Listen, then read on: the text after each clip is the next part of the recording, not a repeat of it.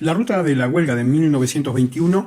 comenzó a diseñarse en el año 1988 bajo la necesidad de visibilizar los sitios, los lotes, las estancias en los que habían sido fusilados los peones durante la huelga de 1921. Ese fue el objetivo inicial, pensando en aquellos años en que cuando llegara el momento del juicio los lugares estuvieran identificados básicamente. Hoy la ruta de la huelga de 1921 tiene, a la actualidad, al año 2022, tiene unos 2.000 kilómetros. Involucra varias rutas provinciales y nacionales, tiene 9 ciudades miembro, que son escenarios en los que hay algún suceso vinculado con la huelga, más allá de los asesinatos. Respecto de lo que se ve en el mapa, simplemente es un diagrama que permite ver la demarcación que se ha realizado entre 1988 y 2015 solamente en la parte centro y norte de la provincia. Sale de Gobernador Gregores y ingresa a la Ruta 12, que eso corresponde en el parte militar al testimonio del capitán Elvio Anaya, y desde allí ingresa por la ruta número 49, que es la que va al Bosque Petrificado, y yo creo que a finales de los 90 llegamos a la ciudad de Jaramillo, incluyéndola con los asesinatos que se habían dado en ese lugar. Y así, a principios de los 2000, diría yo, ya estamos trabajando con Puerto Deseado. Años más tarde, esta ruta se complementa con la continuidad de la Ruta 12 para atender un caso en particular, y se extiende la 12 entonces y se llega hasta Pico Truncado, y luego se une Jaramillo ya por el norte. ¿Qué caso involucra este último tramo que acaba de verse en la indicación? A lo que correspondería a el caso Alejo López, padre de Aurora López. Él va a salir desde Pico Truncado, de Estancia Los Pinos, y va a atravesar el suceso de lo que llaman batalla de la estación de Tehuelches, y va a ser fusilado en Jaramillo junto a un grupo de personas, y ya se une con el límite de Puerto Deseado. Años más tarde, esta ruta va a terminar de marcarse regresando por ahora por la Ruta 3, pasando por el paraje Tres Cerros, donde allí hay una importante cantidad de obreros que han sido fusilados en una estancia llamada Santa María. Por eso transita la ruta de la huelga, la ruta número 3, pasando por el paraje Tres Cerros y metiéndose en algunas rutas provinciales que no están marcadas en este caso. Atraviesa Puerto San Julián. Puerto San Julián construye dentro de su ciudad un circuito urbano vinculado a la huelga, que son aquellos sitios que han tenido relación con o el accionar del ejército militar o sucesos importantes de peones rurales en manifestaciones y demás. Lo mismo Puerto Deseado tiene un recorrido, un circuito urbano que hace exactamente lo mismo, donde incluye además en el cementerio local la tumba del joven Servando Romero, que es uno de los pocos retirados de una fosa común que ha sido llevado a un cementerio. Jaramillo, en este caso, también posee un circuito urbano de recorrido que podría decirse hoy turístico, pero dentro de las demarcaciones, que son más de 36, incluyen también edificios de esta naturaleza. Luego llegamos hasta Puerto Santa Cruz, y para cerrar este capítulo, que en particular va a analizar un hecho que vincula a la ciudad de Puerto Santa Cruz, comandante Luis Perabuena, con Gobernador Gregores, llegando hasta Puerto Santa Cruz y luego entrando a la ruta número 27. Todas estas tienen inclusiones en una ley provincial que es la 3056, y que va a ir sufriendo incorporaciones a partir del año 2009, y son incorporaciones que se van haciendo dentro de esta ley, donde se ven reflejados los tramos que están vinculados, vuelvo a repetir, siempre relacionado al parte militar o al diario de guerra. Y la última incluida es la que acaba de aparecer, que es la ruta número 71, y que responde a la vinculación con los casos a la toma de Paso Ibáñez por parte de los huelguistas, hoy comandante Luis Piedrabuena, y su ingreso hacia el oeste de la provincia por una ruta que actualmente se la conoce como número 71, con el final de los obreros siendo fusilados en Estancia Bellavista, en Gobernador Gregores. Esa es la ruta número 71, que contiene incluso la marcación de las distintas estancias. Es importante comentar para este video concretamente, que la demarcación se realiza en base al diario de guerra exclusivamente. De allí se entiende entonces cuál es el trazado, se recurren a los mapas originales de la provincia de Santa Cruz o del territorio de Santa Cruz en la década del 20, Y estas rutas, obviamente, como se las conoce hoy, no son exactamente, no es la traza, pero corren paralela al itinerario que realizó tanto los peones como el ejército. En este caso, hablamos de la ruta 71 y es el segmento de zona centro, que corresponde a la versión del subteniente Rafael Loza. Está, por supuesto, hecho vinculado al suceso Huelga para el análisis exclusivo de las acciones que van desde Puerto Santa Cruz, Paso Ibáñez, hoy comandante Luis Piedrabuena, finalizando en Gobernador Gregores en los fusilamientos de estancia Bellavista. Estas son algunas de las imágenes que corresponden a los edificios como se ven actualmente en la ciudad de Puerto Santa Cruz, donde inicia este hecho, ya que estando el teniente coronel Varela en noviembre del año 21 va a enterarse de que un grupo de huelguistas ha tomado el pueblo de Paso Ibáñez, hoy comandante Luis Piedrabuena, muy cercano. Se hizo hace varios años para el municipio de Puerto Santa Cruz el relevamiento, los edificios así se ven actualmente y se pueden recorrer en la actualidad. Respecto de la imagen gráfica que pudo haber tenido Paso Ibáñez y Cañadón León en la década del 20, estas son concretamente las de arriba, corresponden a Paso Ibáñez y son publicaciones de unas revistas que ahora vamos a ver, no recuerdo en este momento, pero así se ve el trazado del pueblo de Paso Ibáñez o comandante Luis Piedrabuena, que para tener una noción, la ruta 3 que hoy le pasa al costado de este pueblo, en ese entonces pasaba por el centro de la localidad. La que está a la derecha corresponde a la anónima original que va a ser citada en el parte militar a medida que lo transitemos y corresponde a la versión original de esa primer sucursal de la anónima allí en Comandante Luis Piedrabuena o Paso Ibáñez. Respecto de Cañadón León, lo primero que se ve es un mapa trazado a mano del caserío que tiene esa población, que se la conoce en el parte de guerra, en el diario de guerra, como Cañadón León, también se lo suele mencionar como Río Chico. Y a su derecha está lo que se considera una de las primeras casas que está en el año 21, es una herrería, e incluso quien se lo conoce como fundador de Gobernador Gregores es un herrero, se llama Cune y Posne, que va a ser llevado por las tropas prisionero a Estancia Bellavista, pero va a ser liberado por pedido de un estanciero, ya que su oficio era considerado e importante. En este informe van a testimoniar varios historiadores regionales, locales, de la zona de Piedrabuena, estancieros, muchos de ellos en el abordaje último que se hizo sobre este tramo, para continuar con las demarcaciones en el año 21, después de que haya sido trabajado 30 años atrás, nietos, bisnietos de estancieros, algunos hijos que todavía estaban con vida. Esto tiene que ver básicamente con el modo de interpretar a comandante Luis Piedrabuena, con la fisonomía que debió haber tenido en la década del 20 y para demarcaciones, fundamentalmente aquellas que tienen que ver con algunos datos sobre algunos fusilados, debe interpretarse a la luz de lo que en ese momento, o de la ubicación de las rutas en ese momento. Creo que lo he dicho, pero en el caso de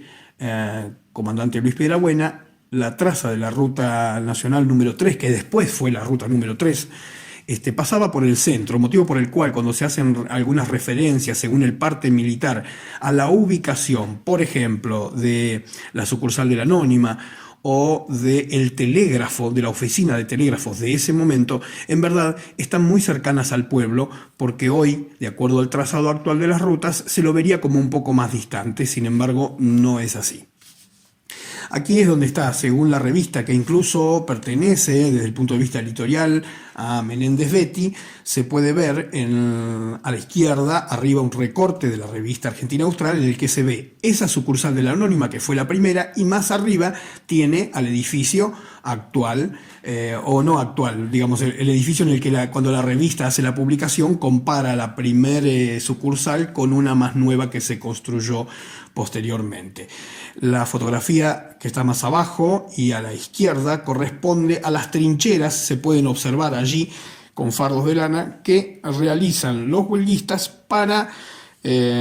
batallar de algún modo con el ejército que se encuentra apostado en una especie de ría que hay allí en ese lugar. Y a la derecha están las fotos de cómo actualmente se ven algunas de las propiedades que todavía se conservan con los edificios tal cual estaban. Esta es una zona que está atravesada por ríos, básicamente el río Santa Cruz, pero el río que aquí en el parte militar o en el diario de guerra se va a hacer referencia todo el tiempo y va a ser el mayor trabajo de los militares, que va a consistir en reparar las balsas que el grupo de huelguistas le deja todo el tiempo en mal estado y las rompe a propósito para que no puedan pasar los militares. Estas son las balsas con fotografías de época, incluso la que está abajo y a la derecha, que pertenece a una colección de un museo de la ciudad de Tandil, corresponde a un momento concretamente del pasaje en el río Chico, en la reparación de esa balsa que se va a analizar en este informe que vamos a ver en este momento. El objetivo de la persecución de los huelguistas, en este caso en particular, dice que el teniente Varela va a salir de Puerto Santa Cruz hacia Paso Ibáñez, hoy comandante Luis Piedrabuena, con el objeto de atender la toma de la sucursal de la Anónima que había sido saqueada, reparar la balsa sobre el río Chico que une, podemos decir así, la margen sur del río Chico con la parte norte de ese mismo río, y que permite la comunicación de la parte central con la parte norte de la provincia de Santa Cruz. Y para ello va a solicitar asistencia al subteniente Loza, que está apostado en Puerto San Julián. El subteniente Loza corresponde a el grupo de militares que se encuentra en ese momento en Puerto San Julián, 100 kilómetros más allá de Piedrabuena. Pero como el teniente Varela necesita refuerzos, le manda a pedir al capitán Anaya que le envíe gente, motivo por el cual entonces en el diario de guerra se va a ver con el número que corresponde, por ahí más abajo que está informado, la partida. Y va a describir totalmente el paso que ellos hacen. Es una ruta que transita paralela a la ruta 3 en el tramo Puerto San Julián,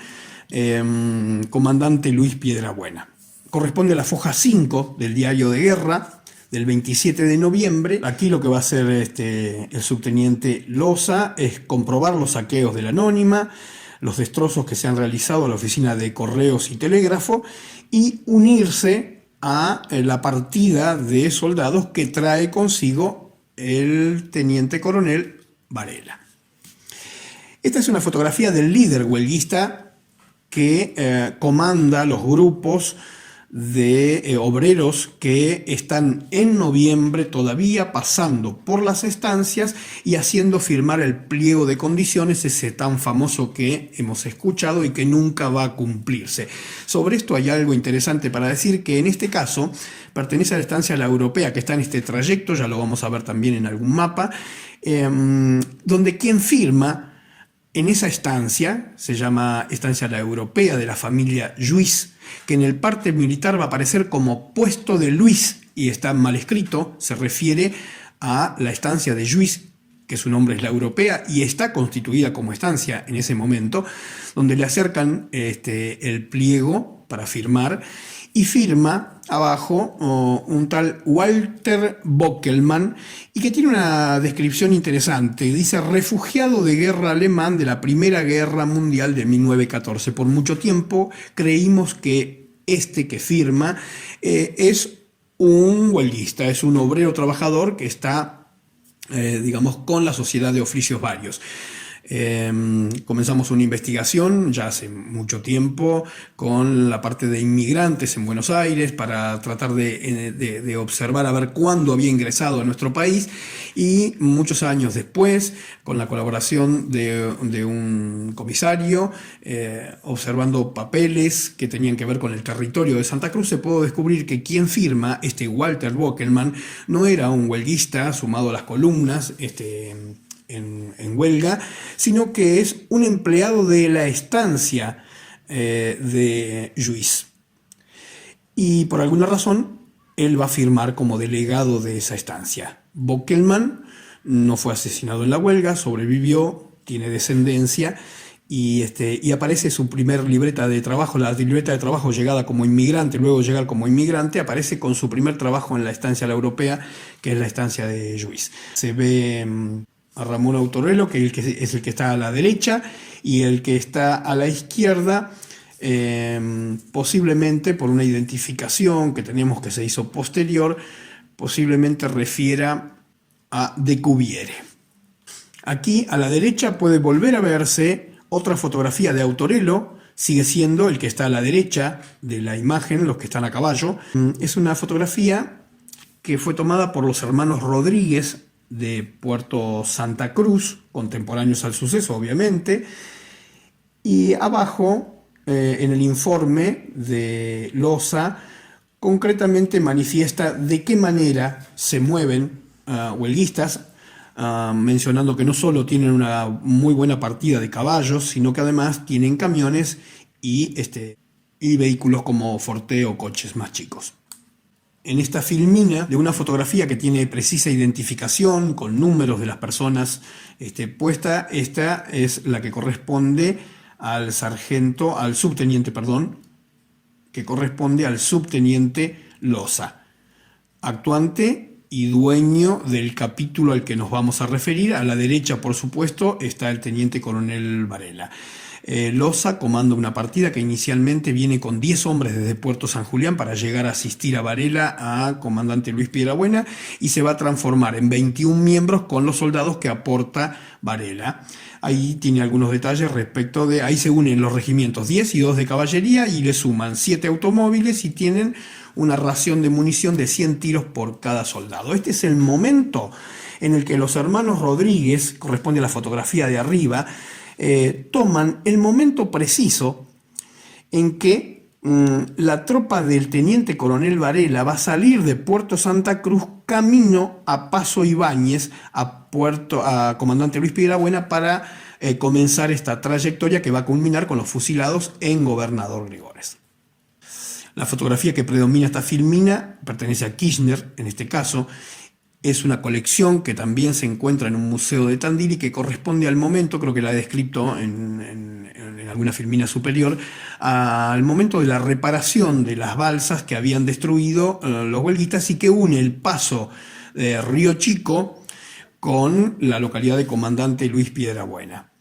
En esta filmina, en rojo, se encuentra el itinerario del sargento Loza perfectamente descrito en su parte. A partir de Puerto San Julián va a recorrer una ruta paralela que hoy podría decirse paralela a la ruta nacional número 3, va a llegar hasta la balsa del Río Chico y repararla. Ese para nosotros es el tramo número 1 de la investigación y del trabajo que se hizo de la transcripción.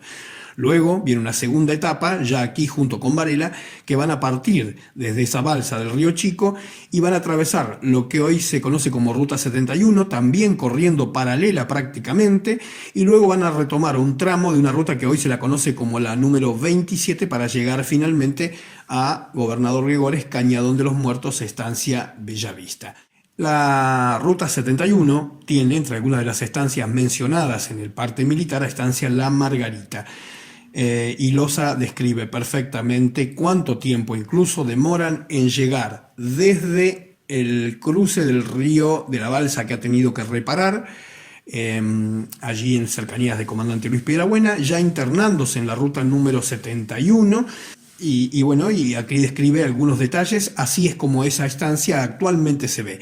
Recuerdo que gran parte del trabajo va a consistir para los militares en la reparación de las balsas para poder continuar en persecución de los huelguistas. De hecho, que la estancia La Margarita tiene un potrero llamado La Balsa, que está perfectamente mencionado en el parte de guerra, donde muestra cómo se vinculan con otras estancias, ya no solo balsas uniendo caminos importantes, sino también uniendo estancias unas con otras porque están atravesadas por diferentes trazados del Río Chico. Aquí se encuentra, en Estancia La Margarita, el potrero que se llama La Balsa, exactamente igual, y los restos de lo que fue esa sujeción. Ahí están los cables de acero con los que estaban sujetos esa balsa. Llegamos al itinerario del escuadrón militar partiendo ahora de Estancia La Margarita. Va a reparar una balsa, además que une a Estancia La Margarita con una estancia llamada en ese entonces de Guillaume, pero que hoy actualmente se llama Las Toscas, y que el día 30 de noviembre van a abandonar esta estancia y se van a dirigir hacia una estancia llamada Chonque Viejo, y van a llegar a un boliche que se llama El Chonque. Actualmente este paso del río, que en esa época era con balsas, hoy tiene un puente y en los lugares están perfectamente identificados. Aquí se ve en este mapa, es el trayecto que va de Estancia Las Margaritas, la estancia de Guillaume, que es otra balsa que deben reparar, la estancia El Chonque y la balsa del Chonque, que es la que van a tener que reparar en este punto concreto. Aquí es donde el parte militar del subteniente Loza nombra que se vincularon con la estancia del puesto José Luis, le llama él, pero en verdad es la estancia La Europea de Lluís, con doble L, así se escribe. Y como dato importante, además del convenio que está allí descripto, que está puesto a la izquierda de esta filmina, también está la imagen que está a la derecha y abajo, que corresponde a una especie de recibo que realiza la comisión de huelguistas por haberse llevado las armas de la estancia La Europea. Lo hace con un papel de membrete de la misma estancia La Europea, y ahí lo redactan a mano diciendo que pasa esa comisión por allí, que se lleva las armas. La señorita Mónica Lluís es nieta del expropietario y ella posee entre sus propiedades valiosas que están vinculados a este suceso de la huelga, 2 sables encontrados en inmediaciones del casco de la estancia. Uno corresponde a la policía, tiene una imagen de un gallo, y el otro tiene una inscripción que tiene que ver con una espada de un militar del ejército argentino. Aquí estamos entonces, luego de haber partido de Estancia Las Margaritas, pasado por la estancia El Chonque Viejo, a reparar lo que se considera la balsa del puente del Chonque. Yo decía que actualmente tiene un puente, es el que se ve a la izquierda de la imagen, abajo. Esos puentes son construidos en la década del 40 por el gobernador llamado Gregores, Juan Manuel Gregores. Y las imágenes que están a la derecha, en rojo hay una flecha que indica dónde estaba la balsa, donde está el cauce del río y donde están las ruinas de lo que fue ese boliche, en el que el ejército, si se lee minuciosamente el parte militar de Loza, van a quedarse allí resguarecidos hasta que aclare el día y poder ir a reparar esa balsa para continuar el viaje. Allí se encuentran también los restos o la plataforma de lo que fue la construcción del boliche, que está perfectamente demarcado hasta allí. En esta filmina llamada Testimonio del paso por el boliche del Chonque Viejo, y que ya está en el día 1 de diciembre de 1921 y continúa siendo el relato del subteniente Loza, dice que una vez que han restablecido el pasaje, habiendo arreglado esta balsa, la columna llega a la estancia El Chonque Viejo y allí se enteran de que el grupo de huelguistas está camino hacia las estancias La Pellarina y la estancia de Moy, que hoy se la conoce como Cañadón del Chara. Y en esta filmina se lo ve en el centro de la mesa, ocupando la cabecera, al teniente Varela, y del lado izquierdo se encuentra también Loza. Está sentado el teniente Varela a su izquierda con el señor Moy, a su derecha con la señora de Moy, con la esposa de Moy. El resto de los integrantes son miembros de una sociedad, porque esa estancia, que hoy se llama Cañadón del Charo,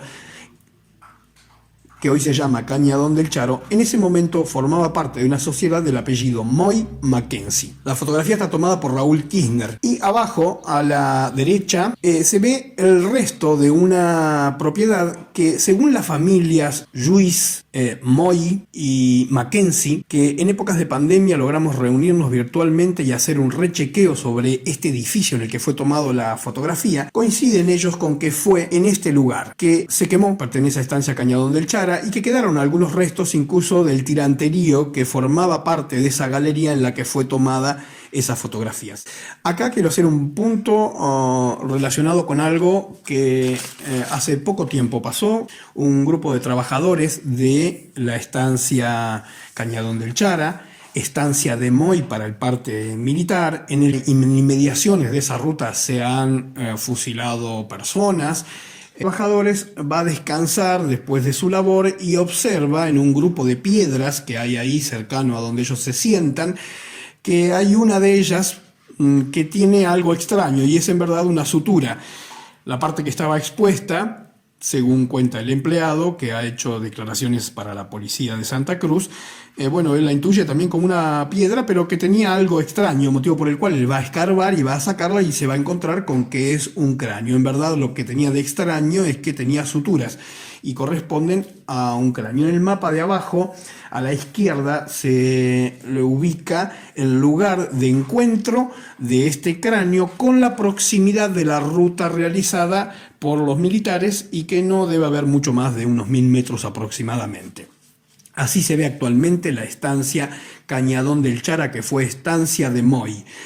Y abajo es el puente de estancia La Pierina. Esto tan solo para conocer cómo son las balsas y los puentes colgantes que el ejército debía reparar para poder perseguir a los grupos de huelguistas. En este caso es un puente que es para tránsito de ovejas. Y abajo, a la derecha, se encuentran en la estancia un viejo cementerio que tiene allí a los descendientes originarios de las familias pioneras, en este caso el apellido Mackenzie asociado con Moy, pero las tumbas refieren a los Mackenzie, que son personas que van a estar falleciendo entre finales del 1800 y mediados del 1900 aproximadamente. Luego de esta estancia ya estamos a unos 40 kilómetros de Gobernador Gregores y el ejército sigue persiguiendo a el grupo de huelguistas. Y dice entonces que la columna del ejército toma el camino que conduce al Cerro de la Ventana. Se lo conoce así actualmente en Gobernador Gregores. Siendo las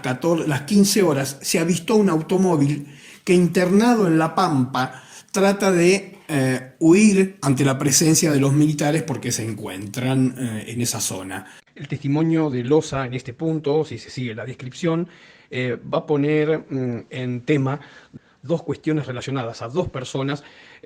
sobre un hecho confuso. Nombra que en este grupo de personas que está atrapada en este camión se encuentra el líder ruralista de zona centro, Ramón Autorelo, y hay testimonios suficientes que relatan que Autorelo no fallece, no muere en ese episodio, sino que va a ser llevado a Piedrabuena para obtener información, posiblemente torturado. Y hay alguna versión que también dice que quien maneja ese vehículo es Rogelio Ramírez, el esposo de Pura Fernández, aquel hombre que se lo busca como desaparecido, sabiendo que fue remitido con certeza a la localidad de Piedrabuena, a Paso Ibáñez en ese momento, y que luego de un interrogatorio es sacado del edificio donde estaba y desaparecido. El resto de la columna, del grueso de este grupo que actúa en esta zona de huelguistas, una porción va a ser fusilado en Estancia Bellavista y algunos otros llevados prisioneros a la ciudad de Puerto San Julián, ya cuando el capitán Anaya se hace cargo de todo el grupo de gente atrapada. Por último, cabe recordar que en Cañadón de los Muertos es en la provincia el lugar, y en los escenarios de la huelga de 1921, es el lugar que más cantidad de armas ha sido encontrada por la gente que camina en esos campos, por vecinos que se suelen ir los fines de semana ahí a caminar. Gran parte de estas armas están en manos de personas, y lo que ha hecho la organización de Ruta de la Huelga es hacer un registro de alguna de ellas que nos han permitido conocer que las poseen, digamos.